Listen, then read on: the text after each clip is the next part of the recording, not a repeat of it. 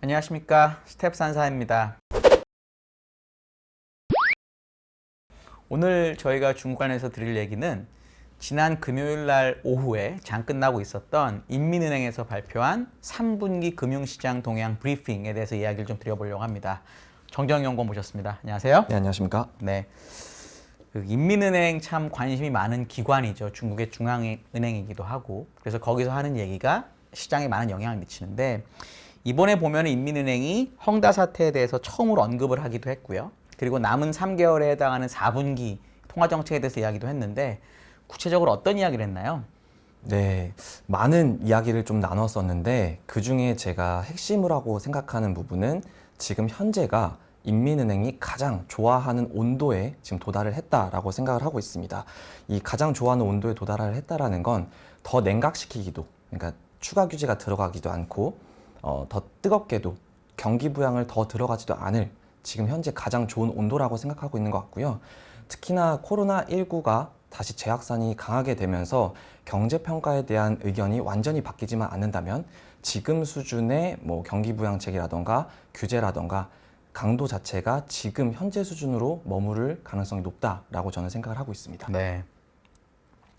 결국은 지금 상황에서 소위 말하는 골디락스라고 하는 표현 좀 그렇지만 딱 인민은행이 원하는 정도의 수준의 경기가 와 있다 이렇게 보는 거군요. 네, 맞습니다. 결국 주요 내용 중에서 결국 눈에 띄는 것은 이게 중앙은행이니까 결국은 통화정책 방향일 텐데 좀 구체적으로 이야기를 좀 해주시면 어떨까요?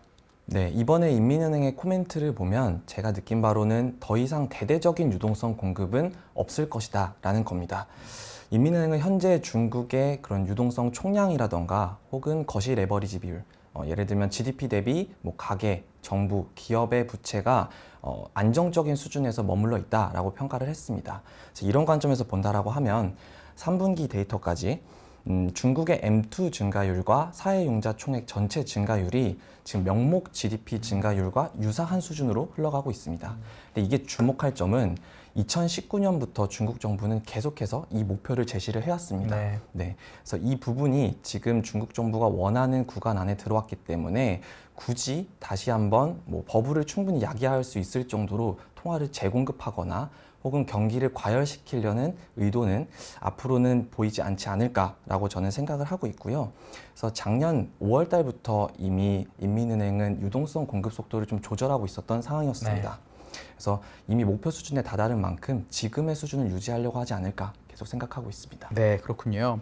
근데 이제 하나 좀 특별히 질문이 있었던 게 이 중소기업이 어렵다. 이건 한국도 마찬가지고 중국도 마찬가지일 텐데 이 중소기업 지원을 위해서 지준율을 좀 인하할 수 있을 거냐라는 질문이 나왔다고 해요.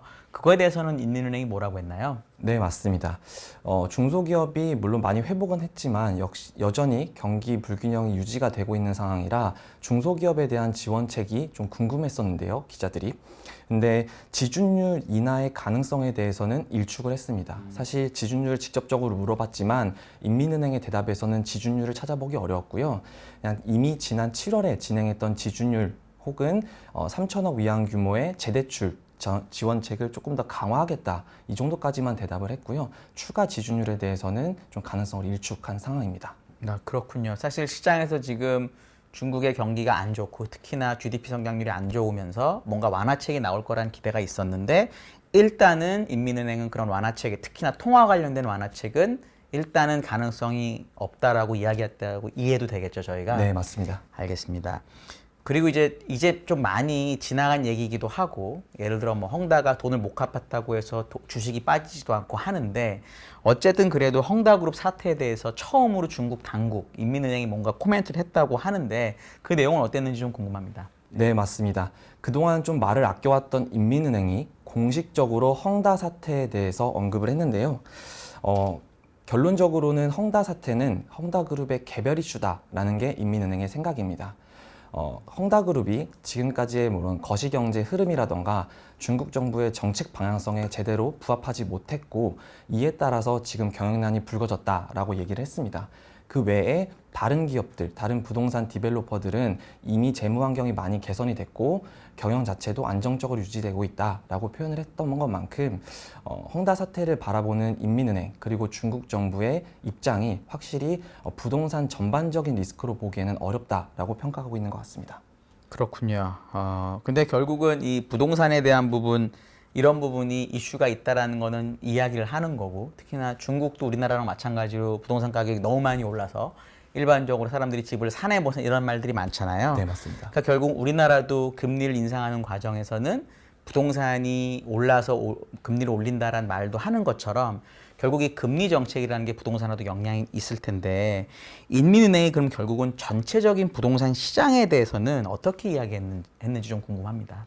네, 부동산 시장으로의 자금이 들어가는 지금까지 사실 중국 부동산의 가장 규제였다는 부분이었는데요. 그 부분에선 조금 더 완화적인 톤을 보여주긴 했습니다.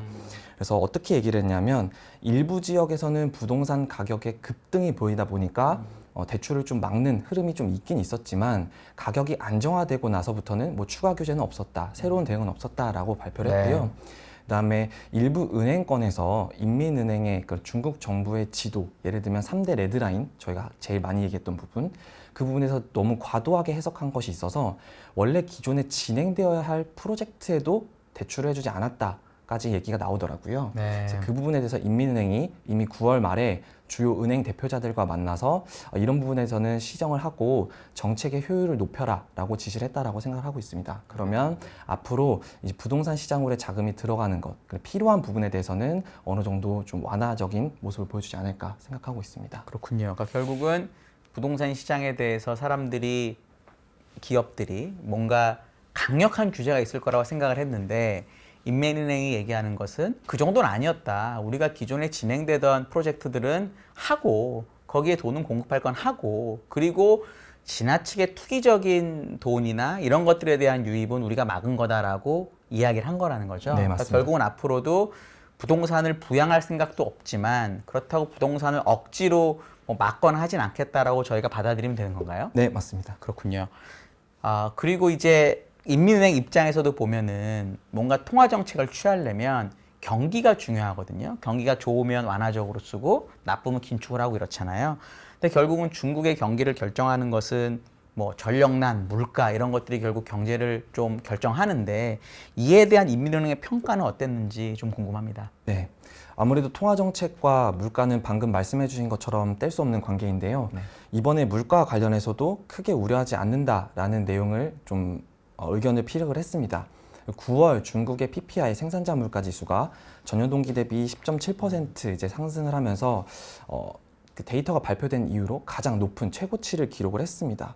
그래서 인민은행은 이 전력난에 대한 영향이 없지 않았다라고 평가하고 있고요. 근데 이것 때문에 일정 기간 PPI가 높은 수준을 유지할 수 있다라고도 얘기를 했습니다. 근데 이거는 사실 미국이나 다른 나라들과 유사한 톤으로 지금 얘기를 하고 있다라고 생각하고 있고요. 다만 올해 말부터 내년까지는 점점점 낮아지는 사이클을 예상한다라고 밝혔습니다. 특히나 중국이 이제 전 세계에서 가장 큰 생산 기지이기도 하고요. 경제적으로 자금 능력이 충분하다라고 밝히고 있기 때문에 중국이 충분히 통제 가능하다라고 보고 있고요. 여기에다가 기업 대부분이 지금 원자재 관련해서는 이미 장기 공급 계약을 맺어놓은 상황이기 때문에 가격이 급등하더라도 어느 정도 안정적으로 대응할 수 있다라고 얘기를 하고 있습니다. 이런 관점에서 본다라고 하면 앞으로 뭐 공급망이 회복되고 뭐 해운이라던가 운송 효율이 좀 높아지기 시작한다고 하면 전반적으로 물가 우려도 낮아지지 않을까라고 생각을 하고 있고요. 그다음에 이게 이제 CPI 쪽으로 넘어가면, 소비자 물가 지수로 넘어간다고 하면 물론 PPI가 워낙 많이 올라갔기 때문에 소비자 물가도 따라 올라갈 가능성이 있다라고 평가를 했습니다. 저도 이 부분에서 동의를 하고 있고요. 다만 올해 초에 제시한 3%의 이제 목표까지는 상승하지 않을 것이다라는 게 중국 정부의 입장입니다. 그렇기 때문에 과열도 아니고 혹은 너무 이제 물가가 낮은 상황도 아니기 때문에 지금의 현 상황에서 중국 정부는 계속 맞춤형, 타겟형 정책을 이어나가겠다라고 지금 얘기를 한 상황입니다. 그렇군요. 그러니까 이런 인민은행의 결국 관점을 보면 지금 중국의 경제 상황은 문제가 없고 과열도 아니고 긴축도 아니고 이런 상황이기 때문에 우리는 기본적으로 중앙은행이 해야 될 일을 하겠다. 그리고 필요한 돈이 있으면 공급은 하지만 그렇다고 완화적으로 지준율을 낮추거나 하진 않겠다. 이런 거고요. 네, 그다음에 맞습니다. 물가에 대해서도 PPI가 많이 올라왔지만 이미 기저효과도 높고 에너지 가격이 어느 정도 안정세를 찾는다면 PPI는 문제가 없을 거고 네. 이게 또 CPI에 영향을 주긴 하겠지만 인민은행이 생각하는 3% 목표에는 충분히 들어갈 수 있다. 이렇게 본다라는 말씀이시죠? 네, 맞습니다. 네. 마지막으로 최근에 저희 정연권께서 이제 뭔가 중형주보다는 중국에서 대형주가 좋을 수 있다라는 이야기를 한번 리포트를 낸 적이 있는데 그 부분을 좀 간단히 요약해 주시고 마무리하시죠. 네. 네, 이번에 이렇게 촬영하기 전에 제가 이제 대형주가 다시 강세장으로 진입했다라는 자료를 좀 작성을 했습니다.